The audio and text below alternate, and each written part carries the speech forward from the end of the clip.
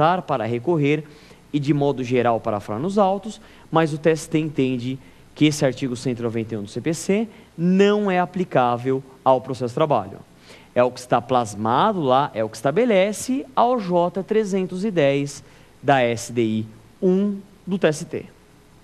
Então, só para a gente frisar bem, regra 8 dias, mas tome cuidado com a exceção.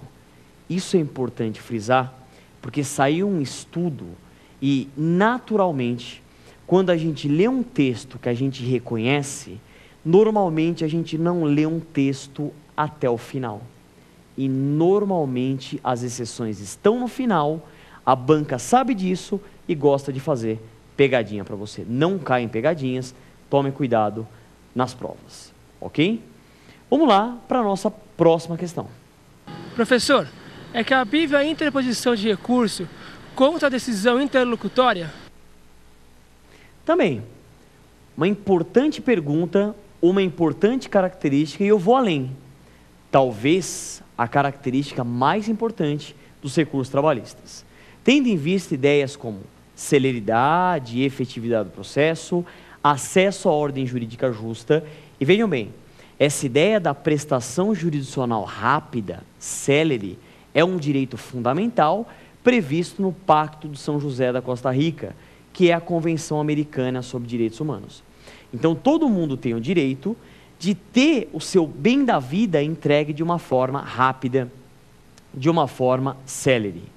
E uma importante característica para isso é a irrecorribilidade imediata das decisões interlocutórias. Só para entender melhor, o que é uma decisão interlocutória?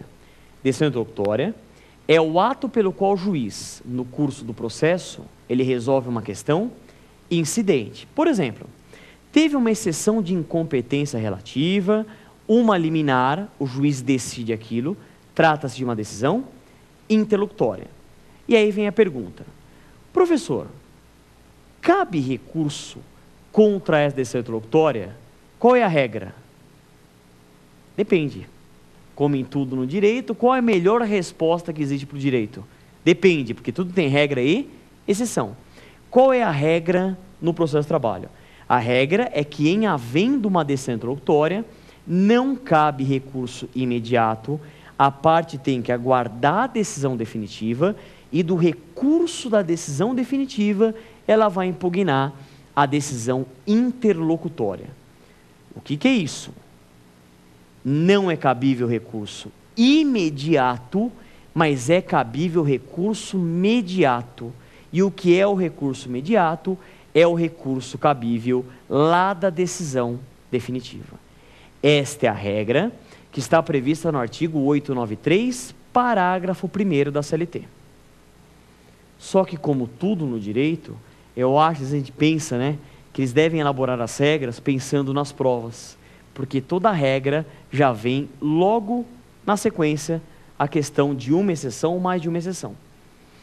Existe uma súmula 214 do TST que entende que, excepcionalmente, é cabível sim recurso imediato de uma decisão interlocutória. Quando? No caso de decisões interlocutórias chamadas de terminativas do feito. Decisões interlocutórias terminativas do feito. Vamos dar um exemplo. Preliminar de incompetência absoluta, o juiz acolhe essa preliminar, remete os autos à justiça comum. Isso traduz uma decisão interlocutória que termina o feito no seu trabalho e vai continuar o feito na justiça comum, sendo cabível recurso imediato, no caso, o recurso ordinário. É isso, pessoal. Terminamos o nosso bloco 2. Pergunte ao professor, segura um pouquinho, não vai embora não. A gente vai para o nosso terceiro bloco, importantíssimo, como tudo isso que a gente viu é cobrado nas provas de exame de ordem e nos concursos públicos. Segura um pouquinho que no próximo bloco a gente vai ver isso. Até daqui a pouco.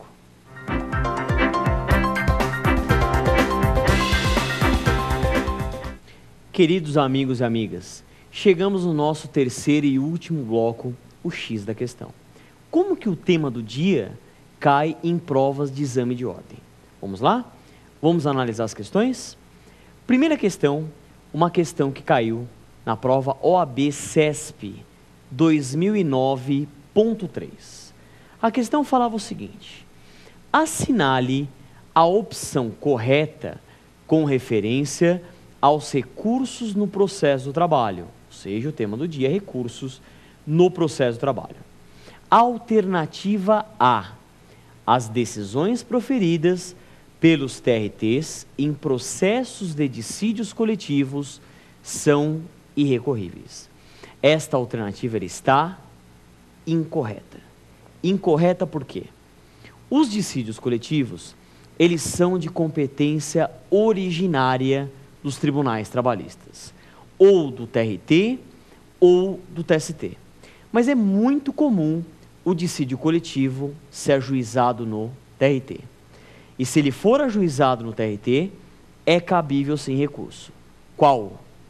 Recurso ordinário, com base no artigo 895, inciso 2 da CLT, com alteração da Lei 11.925, de 17 de abril de 2009. Ou seja, se um dissídio coletivo ele for de competência originária do TRT, cabe sim recurso. Qual recurso? Recurso ordinário a ser julgado pelo Tribunal Superior do Trabalho. Portanto, essa alternativa está incorreta. Próxima alternativa. Próxima alternativa. Nos recursos de revista, assim como nos recursos especiais, o recorrente apenas poderá fundamentar a afronta a dispositivo de lei federal, cabendo ao STF a análise de afrontas à Constituição Federal. Esta alternativa está incorreta também. Incorreta por quê? Porque a fundamentação jurídica do recurso de revista, ela está nas alíneas do artigo 896 da CLT. E qual é a fundamentação jurídica do recurso de revista? Esta fundamentação jurídica, eu vou mencionar a linha por a linha.